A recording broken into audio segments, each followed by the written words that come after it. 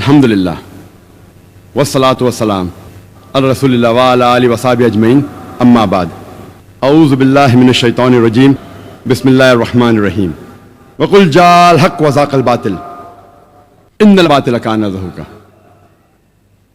Rabbi इश्रह ली सदरी व यस्सिर ली अमरी वहलुल उक़दतम मिन लिसानी यफ़क़हू क़ौली। मेरे मोहतरम बुजुर्गों और मेरे अजीज भाइयों और बहनों, अस्सलामु अलैकुम वरहमतुल्लाहि वबरकातुहू। अल्लाह सुब्हाना व तआला की सलामती, रहमत और बरकत आप सब पर हो। आज की तकरीर का मौजू है, क्या आतंकवाद मुसलमानों की विरासत है? क्या दहशतगर्दी मुसलमानों की जागीर है? Is terrorism a Muslim monopoly? अंग्रेज ने हम पे हुकूमत की है। 60 साल पहले हमने अंग्रेज को निकाल दिया देश के। अंग्रेज ब्रिटिश की पॉलिसी थी डिवाइड एंड रूल, तफरका पैदा करो और हुकूमत करो, डिवाइड एंड रूल। हमने अंग्रेज को तो देश के बाहर निकाल दिए, लेकिन हमारे पॉलिटिशियन ने अंग्रेज की विरासत ले ली और वो भी करते डिवाइड एंड रूल आज की तारीख में।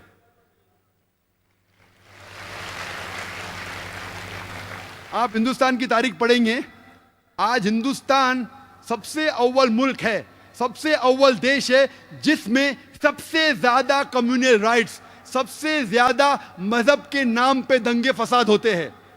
सबसे ज्यादा दंगे फसाद अगर कोई मुल्क में होता है इस दुनिया में, वो हिंदुस्तान। इसके जिम्मेदार है सिर्फ पॉलिटिशियंस। अक्सर आप देखेंगे हर दंगे फसाद के पीछे अक्सर मजहब का नाम है, अक्सर हिंदू मुस्लिम है, कभी कभी हिंदू क्रिश्चियन है। अक्सर मजहब को आपस में लड़ाते हैं, काहे के लिए? अपने वोट बैंक के लिए, अपने गद्दी को बचाने के लिए, अपने सीट हासिल करने के लिए वो बेगुनाह इंसानों को आपस में लड़ाते हैं। इसीलिए मैं कहता हूं, मेरी नजर में दहशतगर्दी, आतंकवाद पॉलिटिशियनों की विरासत है।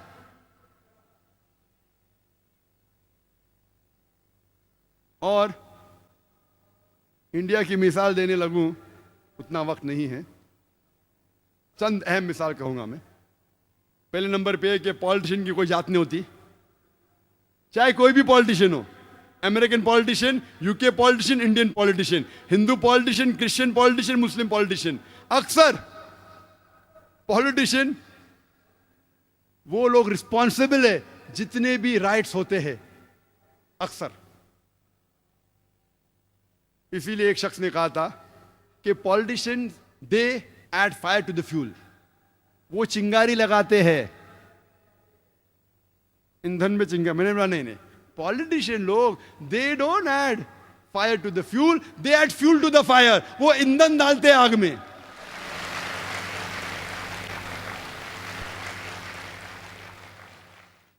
हमारी आजादी के बाद ही पॉलिटिशियन का जिक्र कर सकता ना। आजादी के पहले तो करते थे हुकूमत अंग्रेज। आजादी के बाद सबसे बड़ा दंगा फसाद जो हिंदुस्तान में हुआ वो था बाबरी मस्जिद का। बाबरी मस्जिद को सन 1980 के पहले कौन जानता था? मैं तो नहीं जानता था, कुछ लोग शायद जानते थे। आम हिंदुस्तानी जानता ही नहीं था बाबरी मस्जिद क्या है और राम जन्मभूमि की जगह क्या है। ना मुस्लिम जानता था, ना हिंदू जानता था। आम मुसलमान जानता ही नहीं था, आम हिंदू जानता ही नहीं था, आम हिंदुस्तानी नहीं जानता था। लेकिन इसको एक पॉलिटिकल प्लॉय बनाया गया पॉलिटिशियन वोट बैंक के लिए। सुप्रीम कोर्ट ने ऑर्डर पास किया था कि इस डिस्प्यूटेड साइट पे, इस इख्तिलाफी जगह पे कोई नहीं आना चाहिए। उसके बावजूद 6 दिसंबर सन 1992 में, 1992 में 6 दिसंबर में एक बड़ी गैदरिंग हुई उसी डिस्प्यूटेड साइट के ऊपर, बाबरी मस्जिद राम जन्मभूमि इश्यू की जगह पे। ऑर्डर था सुप्रीम कोर्ट का, सबसे हाईएस्ट अथॉरिटी इस मुल्क की, नो गैदरिंग। तो भी गैदरिंग हुई। कौन गैदरिंग किया? Opposite party of politicians in the opposite party. हुकूमत चाहती थी तो रोक सकती थी, आसानी है। पुलिस उसके पास है, हथियार था, आसानी। लेकिन नहीं रोका। क्यों नहीं रोका? ऑपोजिशन ने गैदरिंग की वोट बैंक के लिए, क्या मुझे वोट मिलेगा। पॉलिटिशियन जो पावर में थे, अगर मैं उनको रोकूंगा तो मेरा वोट बैंक जाएगा, तो जाने दिया, आन दो, नो प्रॉब्लम, आ जाओ, पीछे के रास्ते से आओ। लेकिन टेलीविजन पे दिख रहा था सुप्रीम कोर्ट का ऑर्डर, नो गैदरिंग। उसके बाद क्या होता है, हजारों की तादाद में, 10,000 से ज्यादा, हजारों, tens of thousands of people, lakhs of people, लाखों लोग इकट्ठा हुए सब जगह से, त्रिशूल लेके बाबरी मस्जिद को शहीद करते। कोई भी अक्लमंद इंसान क्या त्रिशूल और तलवार से बाबरी मस्जिद नीचे आ सकती है? सैकड़ों साल से इतनी मजबूत इमारत आ सकती है? बोलते स्पॉन्टेनियस रिएक्शन था, प्लानिंग नहीं थी। टेलीविजन पे लाइव दिख रहा है, लाइव दिखा रहे, लाइव टेलीकास्ट, लाइव मैच होता है ना, वैसा लाइव दिखा रहे थे, कितने चैनल दिख रहा था। ऑपोजिशन के पॉलिटिशियन बैठे उधर, हुकूमत बैठे हो पुलिस के सामने, और बाबरी मस्जिद नीचे आती। कैसा? बाय डायनामाइट, दिख रहा है। और बोलते हैं कि स्पॉन्टेनियस रिएक्शन था। क्या स्पॉन्टेनियस? प्लानिंग थी। बम के जरिए बाबरी मस्जिद को शहीद किया जाता है। मुझे लगता है कि जॉर्ज बुश ने ये बाबरी मस्जिद डिमोलिशन को देख के उसको आइडिया आया होगा कि 9/11 न्यूयॉर्क ट्विन टावर को बम से गिराओ।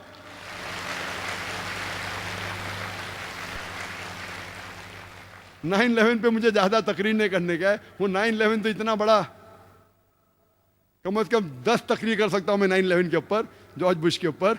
लेकिन मुझे लगता है उसको आइडिया मिली बाबरी मस्जिद से। जिस तरीके से बाबरी मस्जिद को बम से गिराया गया और कहा गया कि स्पॉन्टेनियस रिएक्शन था, उसी तरीके से बम से गिराया ट्विन टावर को और कहा गया कि प्लेन ने मारा।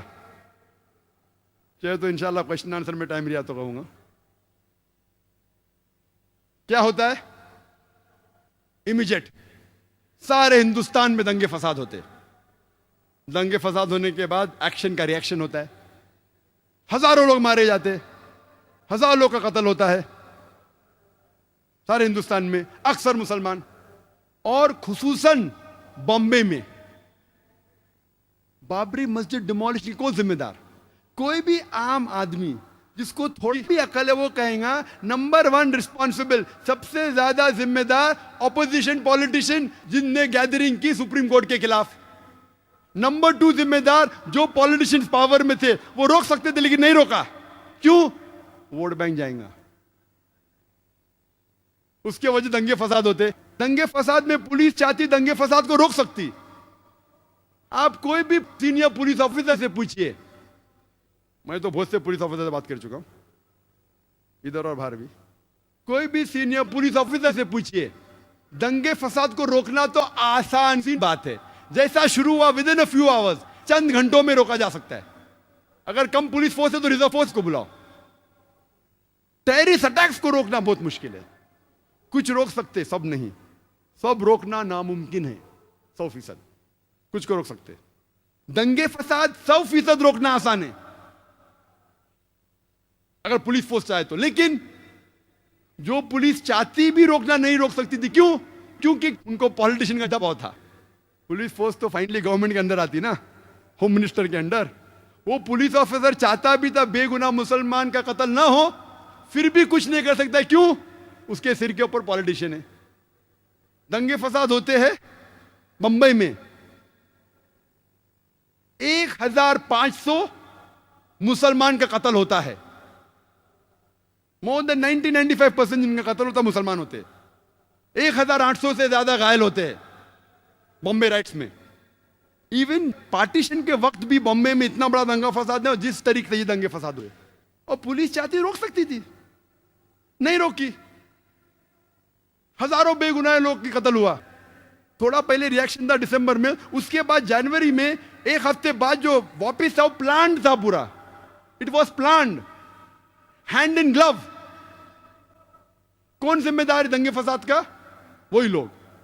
नंबर 1 ऑपोजिशन पॉलिटिशियन, जो लोग ने बाबरी मस्जिद में गैदरिंग की। नंबर 2 जो पॉलिटिशियन पावर में थे, उनने वो गैदरिंग को अलाउ किया, नहीं रोका वोट बैंक की वजह से। नंबर 3 आम जनता। आम जनता को बहकाया गया कि लूट मार करो। आम जनता, मेरे नजदीक इस हिंदुस्तान में आम हिंदुस्तानी, आम हिंदू, आम मुस्लिम एक दूसरे से मोहब्बत करता है। मेरे नजदीक मेरे कई हिंदू दोस्त हैं। आम हिंदुस्तानी आम हिंदू मुसलमान एक दूसरे से मोहब्बत करते हैं। ये पॉलिटिशियन लोग चिंगारी लगाते हैं वोट बैंक के लिए और बेगुनाह लोग को बहकाते हैं और उनके जरिए राइट्स करते हैं। हम आम जनता हिंदुस्तान की इन पॉलिटिशियन के बहकावे में नहीं आना चाहिए।